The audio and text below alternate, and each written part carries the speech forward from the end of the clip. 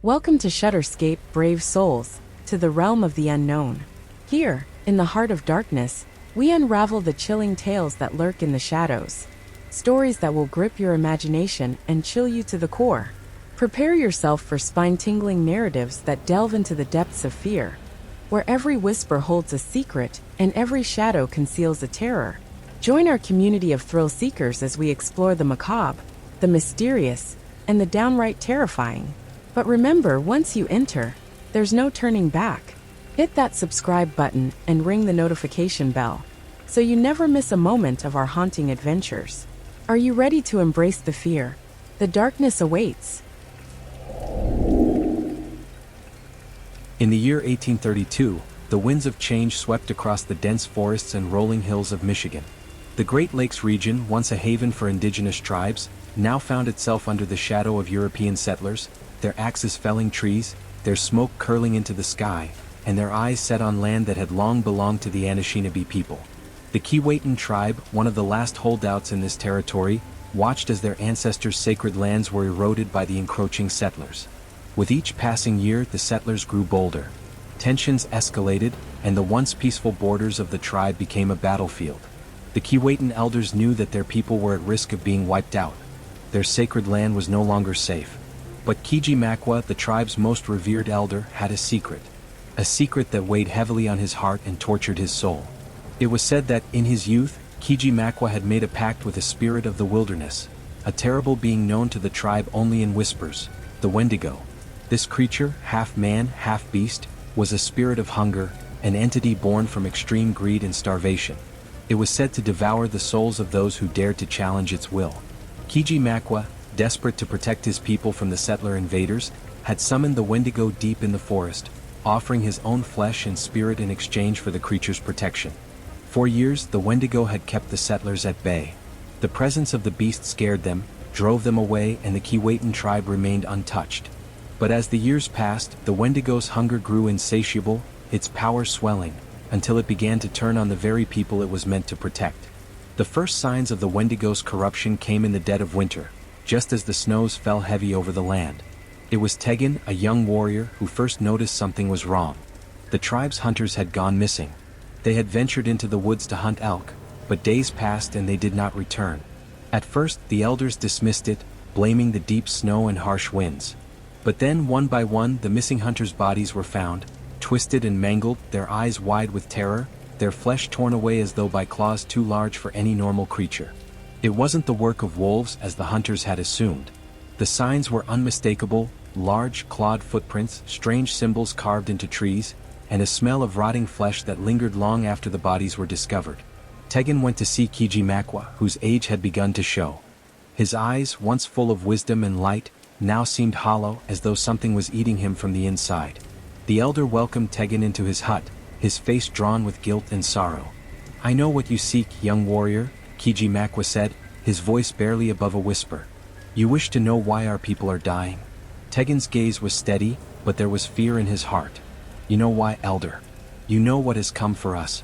Kijimakwa closed his eyes, and for a long moment, Tegan could see the weight of the years of the pact pressing down on the old man. Finally, the elder spoke. "I made a deal. Many years ago, when the settlers first came to our shores, I summoned the Wendigo to protect us.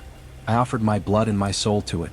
In exchange, it would keep our land safe and drive the settlers away." Tegan's heart skipped a beat. The Wendigo, the beast of legend, the creature that no one dared to speak of, let alone summon. "The Wendigo is not a spirit to be bargained with, elder," Tegan said, his voice heavy with warning. "It was never meant to be bound by human will.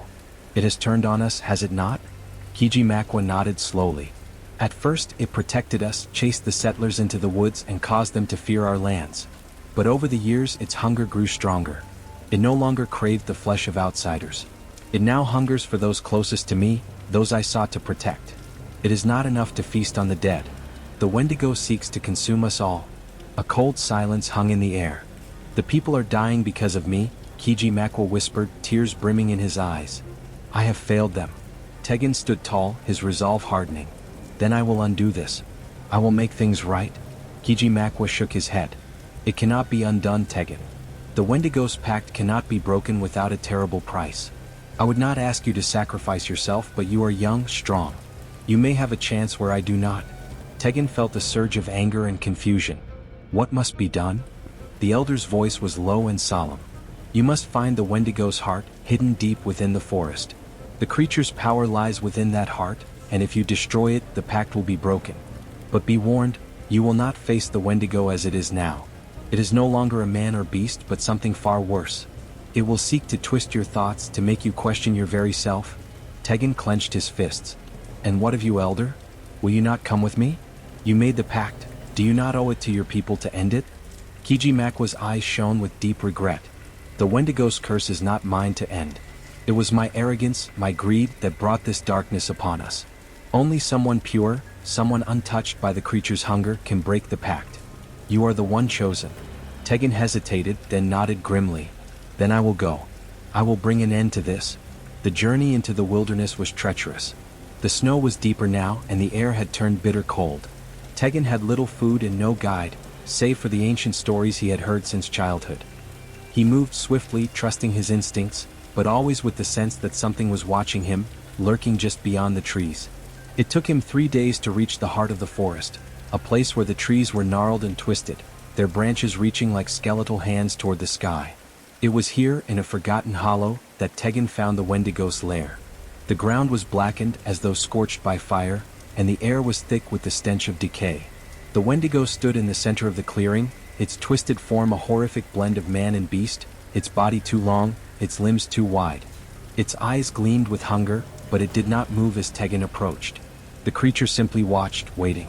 Tegan's heart raced, but he did not falter. He had come to fulfill his purpose, to break the curse no matter the cost. With a roar that shook the trees, the Wendigo lunged. But Tegan was quick, drawing his blade and slashing across the beast's chest. It howled in pain, but the wound only healed itself almost immediately. Tegan fought with everything he had, but the Wendigo was not just flesh and bone. It was hunger made flesh, a being that existed outside of time, outside of the rules of man. The more he struck, the more the Wendigo seemed to feed, its power growing with every moment. Then Tegan remembered the elder's words, "It is not enough to kill the Wendigo. You must destroy its heart." In that instant he knew where it lay.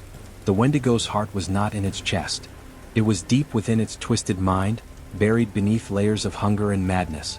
Tegan closed his eyes, reaching deep within himself, calling on the strength of his ancestors. He plunged his hands into the Wendigo's chest, pulling at the cold, pulsing darkness that lay beneath its flesh. His fingers wrapped around the beast's heart, a dark, shriveled thing, and with a final, desperate cry, Tegan crushed it. The Wendigo screamed, a terrible, unearthly sound that seemed to shake the very trees. The creature writhed and twisted, its form melting away like smoke in the wind. With one last, agonizing roar, the Wendigo vanished into the night. Tegan fell to his knees, exhaustion overtaking him. The forest around him was silent once again, and the weight of his actions hit him all at once. He had destroyed the creature, but in doing so, he had destroyed the very pact that had protected his people. As Tegan made his way back to the tribe, he knew the price he had paid. The Wendigo's hunger had been ended, but it was not without sacrifice. The Keewatin would no longer be protected, not by the Wendigo or by any other spirit. The tribe would have to survive on its own, relying on the strength of its people, its traditions, and its leaders. Tegan returned to the tribe not as a warrior, but as the one who had broken the pact. He would lead his people not through fear of spirits, but through the courage of their own hearts. And as for Kijimakwa, the elder's spirit had already been consumed by the Wendigo long before the final blow was struck. The burden of his mistake had been his to carry. The wind howled through the trees that night, but the Keewatin tribe remained, steadfast and strong. And in the deep, quiet places of the forest, where no man dared to tread, the memory of the Wendigo lived on, not as a curse but as a reminder of the price of leadership, sacrifice, and the balance between man and monster. The snow came fast, the kind that fell in thick sheets, blinding the world in a veil of white. Eliza and Ben had rented the cabin high in the Montana Rockies for their honeymoon, secluded, far from civilization, where they could be alone together, nestled in front of a roaring fire, free from the distractions of the world. They'd planned for weeks. It was supposed to be a perfect, peaceful escape. But by the third day, the storm had trapped them. The weather turned from bad to worse, and by nightfall, The wind howled with such force it felt like the walls of the cabin might buckle under its fury. The trees outside, once so tall and beautiful, now stood like twisted, skeletal figures in the darkness. And then the cabin's power went out. No lights. No heat. No way to call for help. At first, Eliza and Ben made the best of it. They bundled up under blankets, ate the last of their canned food, and kept the fire going as best they could. They played card games, joked about the storm, and talked about their future, their dreams of kids and a house in the suburbs, a quiet life. Ben held Eliza close, assuring her that they were safe, that everything would be fine. But as the storm raged on, something started to change. Eliza first noticed it when they went to bed the following night. Ben had always been a heavy sleeper, but that night, he stirred constantly, tossing and turning in an odd rhythm, as if something was keeping him awake. Eliza woke to the sound of low murmurs, guttural, almost unintelligible. She turned to him, her eyes adjusting to the dark, and found Ben sitting upright in bed, staring at the door, his pupils wide, his breath ragged. "Ben," she whispered, reaching out to touch his arm. He flinched away from her, his body stiff, his hand gripping the edge of the bed like he was holding on to something invisible. "Ben, what's wrong?" Eliza asked again, concern creeping into her voice. He didn't answer right away. Instead, he just stared at her with a blank expression before slowly turning away from her, muttering under his breath. "Ben," she pressed, her voice louder now. "What's going on?" His head snapped back toward her, his eyes flashing with something she didn't recognize. "The storm," he rasped. "I can hear it. It's not just the wind." Eliza's skin prickled. There was something wrong in his tone. He sounded frantic, like he was listening to something far off, something not quite human. "Ben, you're scaring me. What are you talking about?" For a moment, Ben's eyes cleared, and he looked at her with the tenderness she was used to. But it was fleeting. A shadow passed over his face, and his lips curled into a grimace. "I'm fine, Eliza," he said, though his voice was still shaky. "Just go back to sleep." But Eliza couldn't shake the feeling that something was very wrong. She lay awake for hours, listening to the howl of the wind outside, wondering if it was her imagination or something far worse. The next morning, the storm was still unrelenting, but it was the claw marks that stopped Eliza in her tracks. She had gone downstairs to make coffee and found them on the wall, scratches, deep and jagged, gouged into the wood like something had been trying to claw its way inside. There were 5 distinct lines, as though a massive, curved claw had raked across the wall, the deep gouges still fresh, even though the storm had passed hours ago. Eliza's stomach turned as she examined them, the realization that something or someone had been close to the cabin, something with sharp, animalistic claws. But the storm outside was still fierce, and the trail of destruction didn't make sense. The scratches weren't from a bear or any other known animal. They were too deliberate, too purposeful. "Ben," she called out, her voice trembling. He didn't answer, but she could hear him moving upstairs. His footsteps were slow, heavy. When he came down the stairs, she turned to face him. His eyes were bloodshot, his face pale and gaunt, and his hair was matted to his forehead with sweat. "Did you see the claw marks?" she asked, her voice tight with fear. Ben blinked as though he didn't understand. "Claw marks?" he echoed, his voice far too calm for the situation. "There's nothing there." But when he turned to look at the wall, his eyes narrowed. Something flickered in his expression. Recognition, but not the kind of recognition Eliza was hoping for. The corner of his mouth twitched, almost like a smile, but it was twisted, unnatural. "Ben, don't," Eliza began, but her words caught in her throat when she saw his eyes. His pupils had dilated to nearly black, and his breathing had become shallow and rapid. I need to go outside," he muttered. "Outside? Are you out of your mind? It's a blizzard. It's too dangerous." But Ben wasn't listening. He was already heading for the door, his movements jerky, as though he was no longer fully in control of his body. Eliza followed, grabbing him by the arm as he reached the door. "Ben, what's happening to you?" Her voice cracked with panic. "You're scaring me. You're not yourself." Ben turned to her then, his face contorting in a mixture of hunger and pain. His lips curled back to reveal teeth, sharp, jagged, and too many. "I can feel it," he whispered, his voice low, guttural. "I can hear it, Eliza. The hunger, it won't stop." That's when she realized. Her heart raced, the truth slowly dawning on her like an impending storm. This wasn't just cabin fever. This wasn't just stress from being trapped in a cabin. Ben wasn't sick. He was changing. Something was happening to him. The Wendigo. Eliza remembered the stories her grandmother had told her when she was a child. The ones that warned about the Wendigo, a creature born from extreme hunger, from greed, from isolation. It was said that in the deep winter, when people were snowed in and desperate, the Wendigo could take hold of a person, turning them into a ravenous, monstrous thing. A creature with an unquenchable thirst for human flesh. Ben was becoming one of them. She pulled him back from the door, but his strength had increased, his grip like iron. His eyes flashed with hunger, and for a moment, Eliza feared he might tear her apart, that the man she had married, the love of her life, was gone forever. The storm outside howled louder, shaking the cabin as Ben jerked against her hold, growling low in his throat. The transformation was accelerating. His body was elongating, his skin paling, the veins beneath it darkening, as though something was spreading through his blood, something ancient and evil. Eliza's mind raced. She couldn't let him out there. She couldn't let him roam the wilderness, consumed by the creature inside him. But she also couldn't kill him, couldn't bring herself to end the man she loved. Then the claw marks on the wall flickered in her mind again. She remembered something her grandmother had said. A Wendigo's curse could only be stopped if the person was forced to face the hunger, to kill the creature within them.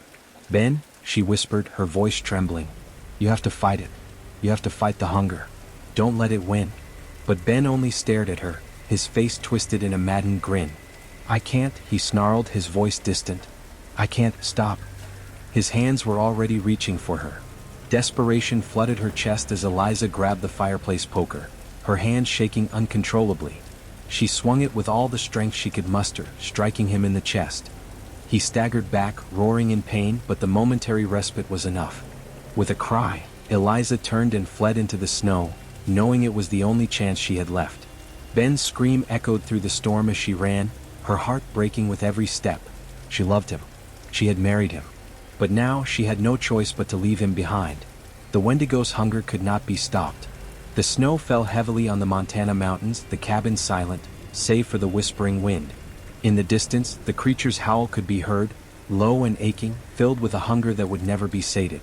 And Eliza, lost in the storm, could only hope she had escaped before the Wendigo could reach her. But deep inside she knew it wasn't over. The hunger would always be waiting. The year was 1724, and the Rockies stretched endlessly before the fur-trapping expedition, a vast and unforgiving wilderness that had claimed the lives of many before them. Led by Captain Elias Stone, a seasoned and grizzled veteran of the frontier, the group of trappers had set out in search of beaver pelts to supply the growing demand in the east. They knew the risks of venturing into the wilds of the Rockies during the harsh winter, but nothing could deter men so hungry for wealth. The men were hungry in more ways than one. The expedition had already endured weeks of bitter cold, gnawing hunger, and endless miles of untamed snow. The traps they had set yielded little. Supplies were dwindling. Every day seemed colder than the last, and with each passing night, the men grew more gaunt and desperate. Then came the storm. It struck without warning, whipping the frozen landscape into a frenzy of snow and wind. The camp, nestled between towering pines, was soon buried in drifts. Visibility was near zero, and the sound of the storm was a deafening roar that seemed to drown out all reason. 4 days, the trappers huddled together in their tents, running low on provisions. They rationed what little food they had left, dried meat, a few potatoes, and the last of their flour for bread, but even that didn't last long. The hunger gnawed at them, and the tension in the camp thickened, like a heavy fog pressing down on them. It wasn't just the cold. It wasn't just the storm. Something darker was creeping in. Jedediah, one of the younger trappers, had wandered farther from the camp than the others. When he returned, his face was pale, his breath ragged as though he had run for miles. Clutched in his hands was a relic, a strange carved totem made from blackened bone. It was unlike anything the men had seen before. The craftsmanship was too intricate, too ancient, as if it had been carved by a hand that was not entirely human. It was buried, Jedediah muttered, his voice shaky. I found it in a cave, buried deep beneath the snow.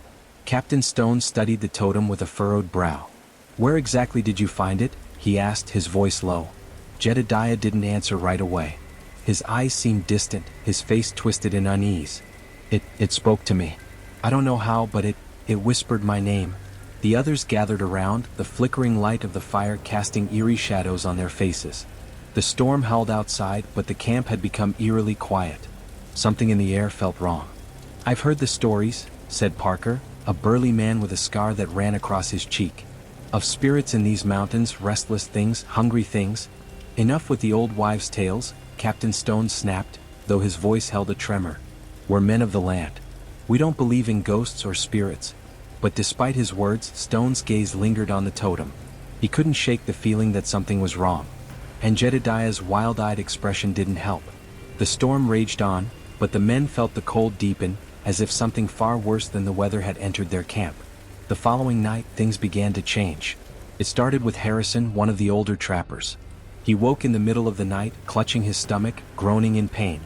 His eyes, wide with terror, darted around the camp. I can feel it, he whispered, gasping. It's inside me. It's hungry. The others gathered around him, but before they could ask what he meant, Harrison let out a guttural cry. His body spasmed violently, his muscles convulsing, his mouth foaming as if he were in the grip of some terrible fever. Then, with a final horrifying scream, he fell silent, his body going limp. The men were frozen, staring at him. But it wasn't the death that terrified them, it was the way his body had contorted, like he had been possessed by something not of this world. Captain Stone moved forward, but his voice faltered. Burn the body, he ordered. We'll bury him at dawn. No point in taking chances. But the unease didn't fade. It intensified. The next day, the storm had not let up. The snow kept falling, suffocating the land, making it nearly impossible to keep track of time. But what unnerved the men more was the growing tension between them. The hunger had taken a darker turn. They began to eye each other more warily, as if the gnawing emptiness inside them was no longer confined to their bellies. Jedediah was the next to go mad. He began to mutter incoherently, staring at the totem as though it were speaking to him. It's the spirit. It's inside us all, it's coming, it's hungry. We need to feed it. He became more agitated, erratic. His eyes, once bright and eager, had become wild, sunken and dark. His skin was deathly pale and he started to lose weight at an alarming rate. When the men tried to speak to him, he would snap, his words becoming nonsensical. Finally, he disappeared into the woods, his cries echoing back to the camp like the sound of an animal in pain. That night, after the sun had set and the wind began to howl again, Parker was the first to suggest it. We need to eat. We've got to eat something. Stone's eyes went wide. What are you talking about? Jedediah's gone, Parker said, his voice calm, almost distant. And there's meat in the woods. We're starving. We need to eat. His words hung in the air like an invitation. The men glanced at each other, their faces gaunt, their bellies aching with hunger. And for a moment the primal urge took over. What if Jedediah's out there? Captain Stone asked, his voice cracking. What if he's still alive? But they all knew the truth, he was not coming back. Whatever had taken him in the snow, whatever madness had infected him, it was something they could not escape. And as their hunger raged inside them, the line between man and monster began to blur. The next morning, the men set out into the woods, their footsteps heavy in the deep snow. They found Jedediah's body in a small clearing, his limbs twisted and contorted, his eyes wide with terror. He had been torn apart. But there was no sign of a predator. No claw marks. No tracks in the snow. Nothing but blood. And then they saw it. The creature. A shadowy figure, impossibly tall, with long, spindly limbs that seemed to stretch beyond the reach of the trees. Its face was gaunt, hollowed out, its eyes dark pits of emptiness. A rancid, fetid stench filled the air as the creature stared at them. It opened its mouth, and the hunger was felt rather than heard, a deafening roar that echoed inside their skulls. For a moment, the men stood frozen, staring at the Wendigo, its twisted form, its insatiable hunger. It was real. The stories were true. The spirit of hunger had awoken, not outside, but within them all. They turned on one another in a frenzy, unable to discern who was truly human and who was possessed. The hunger had already taken root in their hearts, turning brother against brother, man against man. Their survival instincts drove them to madness, and the shadow of the Wendigo loomed over them all. In the end, it was not the creature that killed them, it was their own greed, their own desperation. The Wendigo fed on more than flesh. It fed on the fear, the madness, the primal instincts of men pushed to the edge. And by the time the storm passed, only Captain Stone remained, alone in the snow-covered wilderness, the totem still in his hands, his sanity slipping away. The trappers' expedition never returned to civilization, and the mountains kept their secrets.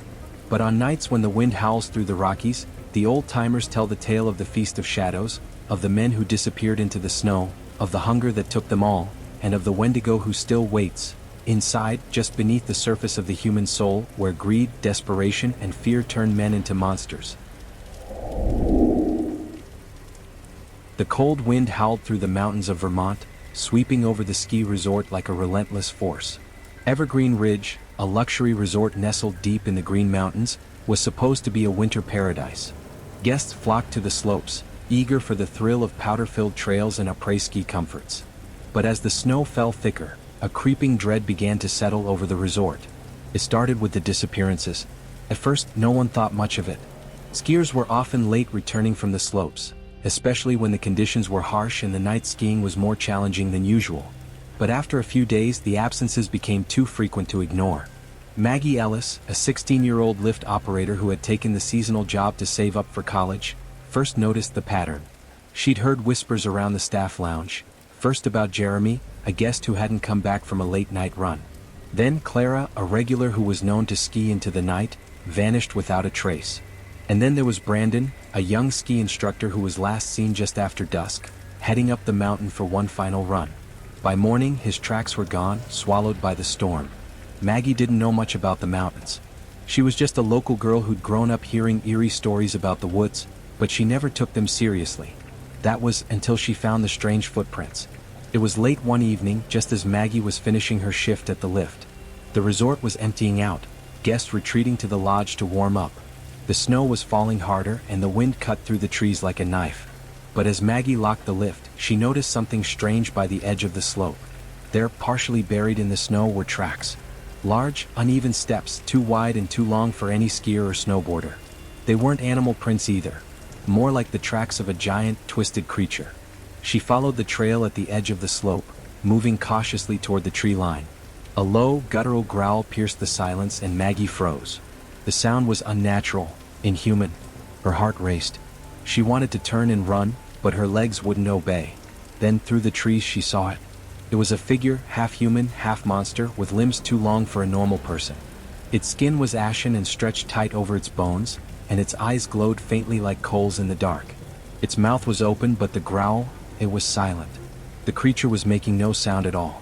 Maggie stumbled back, her breath shallow, her instincts screaming at her to run. But she couldn't tear her eyes away.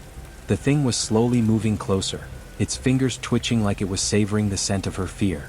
Before she could react, a loud shout echoed through the trees. Someone was coming down the mountain. The creature turned sharply, vanishing into the darkness with disturbing speed. Maggie stood frozen, her heart pounding, unable to breathe.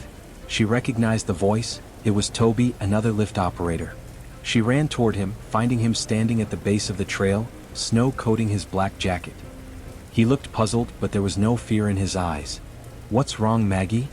Toby asked, his voice casual. "You look like you've seen a ghost."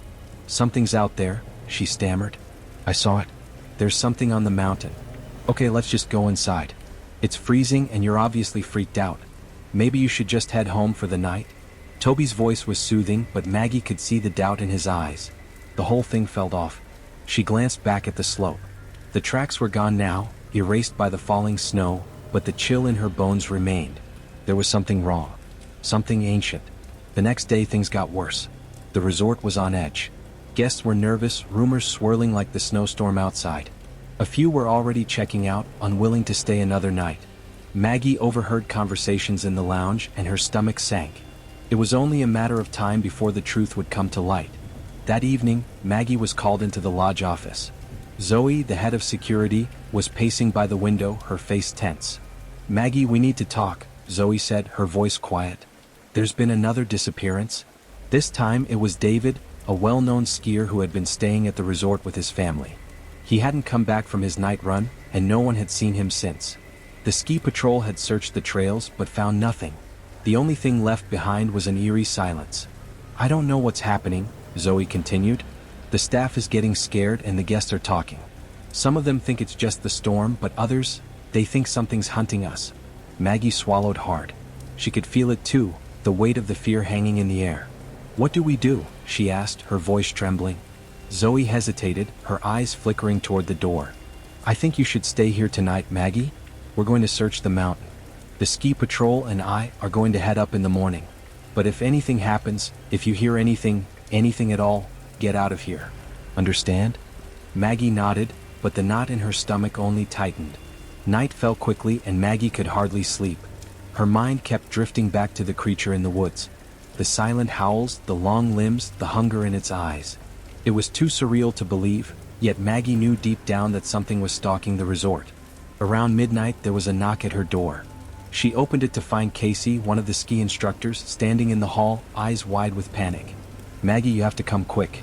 It's Toby. Something's happened to him." Maggie's heart skipped. "What do you mean something's happened to him?" Casey pulled her into the hallway. "He went up the mountain for one last run. I saw him leave, but when I went out to check, I found his tracks. There was something wrong with them. He wasn't alone." They raced to the base of the mountain, the wind whipping their faces as they went. The trail was clear at first, then the tracks started to twist and curve in unnatural ways, as though something had dragged Toby, or perhaps something had chased him. It didn't take long before they found him. Toby was lying in the snow, his eyes wide open and glassy, his body twisted at an odd angle. But that wasn't the worst part. What terrified Maggie the most was the expression on his face, the complete horror, the raw fear etched into every feature. "Maggie," Casey whispered, "this wasn't just an animal attack. This was something else." Maggie's blood ran cold as the realization hit her. The Wendigo, the creature she had seen before, it was hunting them. And it wasn't just hunting for food. It was hunting for their fear, for their terror. She turned to Casey. "We need to get the others. We need to find the rest of the survivors. We need to leave." But there was no time to argue. The howling wind suddenly stopped, an eerie silence falling over the resort. The air grew still and then they heard it, a faint sound at first, growing louder by the second. A clicking, a rhythmic thud in the distance. It was the Wendigo, and it was coming for them. Maggie and Casey gathered the few remaining guests and staff they could find, barricading themselves inside the lodge. Fear was palpable in the air. Maggie could feel it, the hunger, the creature's need to feed, and its ability to track its prey by scent and fear. It was only a matter of time before it reached the lodge. But Maggie wasn't about to go down without a fight. She rallied the survivors, gathering whatever tools and weapons they could find. Ski poles, axes, anything to defend themselves. She knew it was a long shot, but it was their only chance. The night seemed to stretch on forever, the creature's silent steps moving closer with every passing minute. Maggie kept watch from the windows, her breath shallow, her heart racing. Then, just as the first clawed hand reached the door, she made a decision. She ran to the back of the lodge and grabbed the flare gun from the emergency kit. They could try to escape or they could face the Wendigo head-on. With the flare gun raised, Maggie fired into the night sky. The bright light pierced through the storm, illuminating the darkness around them. For a moment, everything was still. And then the Wendigo howled, a silent scream that rang inside their minds, shaking them to their core. They had one shot and it was now or never. The morning after the storm cleared, the resort was quiet. The tracks left by the Wendigo were gone, swallowed up by the snow. Maggie Ellis was the only one left. She had survived, though she would never forget the hunger in the creature's eyes. She would never forget the silent howl. The Wendigo still stalked the mountains. And Maggie knew, deep down, that it would be waiting for the next group of souls foolish enough to venture into the woods. The forest was ancient. Towering oaks and dense pines, their bark weathered by centuries of wind and rain, blanketed the land. The river that carved through the wilderness wound like a serpent, its waters dark and deep, nurturing the land with the lifeblood of the earth. The tribe of the Ludami had lived here for as long as memory allowed, their people and the land intertwined like the roots of the trees that surrounded them. It was a place of peace and balance, where the spirits of the forest and the animals that roamed within it watched over them. But something had changed. It started with the deer. The once plentiful herds, which had sustained the Ludami for generations, began to thin. The men would trek deep into the forest, following the old trails, but the animals would not appear. And when they did, they were sickly, eyes wide with terror, their bodies gaunt and hollow. There was no explanation, but the people knew that something was wrong. The elders spoke in whispers of an ancient evil, a hunger that had not been seen in these lands for centuries, the Wendigo. The creature was a spirit, twisted and hungry, born of greed and desperation. It feasted on human flesh, and once it began its hunt, nothing could stop it.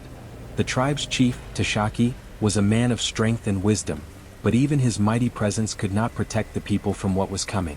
His people were beginning to starve. The hunting parties returned empty-handed, and the children grew weak with hunger.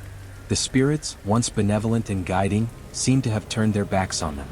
It was his daughter, Akia, who first spoke of the dark presence in the woods. Akia was young, but she had inherited the gift of the shaman from her mother, who had passed into the spirit world many years before. The spirit spoke to Akia through dreams, visions of a dark, gaunt figure stalking the edges of their camp, the sound of its gnawing hunger echoing in her mind. She had seen the Wendigo in her dreams, its pale skin stretched tight over its skeletal frame, its eyes hollow pits of darkness, and its mouth wide with a hunger that could never be sated. Akia knew that only one thing could save the tribe. She would have to venture into the spirit world, to confront the Wendigo where it had first been born, and to destroy it before it consumed them all. The night before she left, Akia stood at the edge of the campfire, watching the flames lick the air.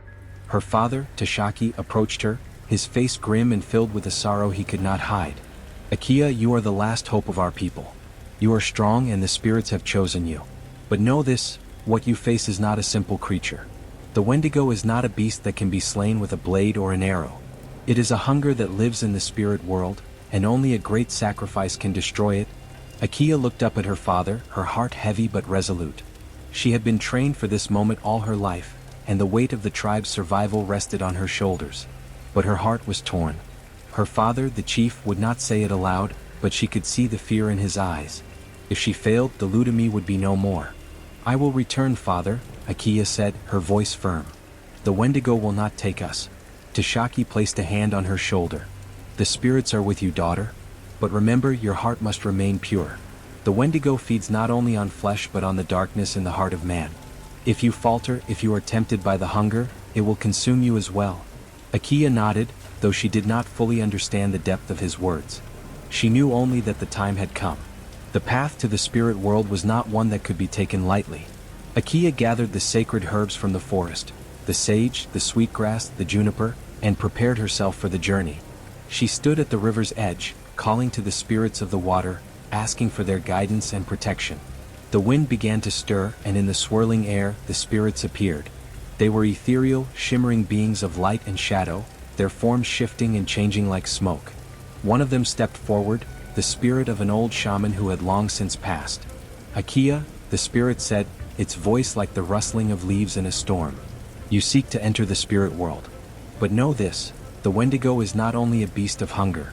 It is a force born of man's greed, and it feeds on the darkest corners of the heart. It will try to trick you, to twist you into its servant. You must not allow it to consume you. Akia nodded, her determination unwavering. I will not falter. The spirit nodded in return. Then follow the path of the river. But beware, for the Wendigo will try to lead you astray. If you are lost to its call, the Ludami will perish. Akia closed her eyes, breathed deeply, and stepped forward. She felt the ground beneath her feet disappear, and with a rush of wind, she was lifted into the air. She awoke in a place that was not the world she knew. It was dark, darker than any night. The air was thick with the smell of decay, and the ground was cold and damp beneath her feet. Akia could hear the faint sound of something moving in the distance, a rustling that sent chills down her spine. She called out to the spirits, but her voice echoed back, swallowed by the vast emptiness. The world seemed vast and endless, a place where time and space no longer had meaning. Then she saw it. The Wendigo stood before her, its gaunt, skeletal figure towering over her. Its eyes were black pits, and its breath came in shallow gasps. It was hunched over, its long limbs twisted and unnatural. But the most disturbing thing about it was its hunger, the gnawing, insatiable need that emanated from it like a dark cloud. I have waited for you, the Wendigo said, its voice a harsh whisper. I have followed the scent of your people. They are weak, and they will feed me. Akia gripped the totem she had brought with her, her hand steady despite the fear clawing at her insides. You will not feed on us, she said, her voice strong. I will destroy you. The Wendigo laughed, a dry, rasping sound. You think you can defeat me? I am hunger itself. I am the darkness in the hearts of men, the greed that drives them to destroy one another. I will consume you, and then I will consume your people. You cannot stop me. Akia felt the cold fear creeping up her spine, but she pushed it aside. She called on the spirits of her ancestors, summoning their strength and wisdom. She could feel their presence, strong, protective, guiding her. The Wendigo shrank back for a moment, but then it lunged at her with inhuman speed. She dodged, her instincts honed from years of training. But the Wendigo was relentless, its hunger driving it to attack again and again. Akia called out to the spirits once more, invoking the sacred songs of her people. The air crackled with energy and the Wendigo faltered. In that moment, Akia saw the truth. The Wendigo was not just a creature. It was a reflection of the darkness within the human soul. It was born from the very greed and hunger that had plagued the tribe, and it had grown strong by feeding on that darkness. Akia raised the totem high, her voice a steady chant. Spirits of the earth, of the water, of the sky, guide me. I call on the strength of my people. I call on the power of the earth. The Wendigo screeched in fury, its mouth opening wide as if to swallow her whole. But Akia was not afraid. With a final, powerful cry, she thrust the totem into the Wendigo's chest. The creature howled in agony as light exploded from the totem, filling the darkness around them. The Wendigo's body disintegrated, its form unraveling into shadow and dust, until nothing remained but the echoes of its hunger. Akia awoke back at the river, her heart racing. The spirits of the land had returned to her, their light shining softly in the distance. The darkness had lifted, and the weight of the Wendigo's presence was gone. The forest felt alive again, full of hope, full of life. She returned to her people, her journey long but her spirit unbroken. The Wendigo was no more. The tribe of the Ludimi would endure. The shadows are restless tonight, and so are we. If you're brave enough, hit that like button. Let us know what you think in the comments. And subscribe for more spine-tingling stories that lurk just around the corner.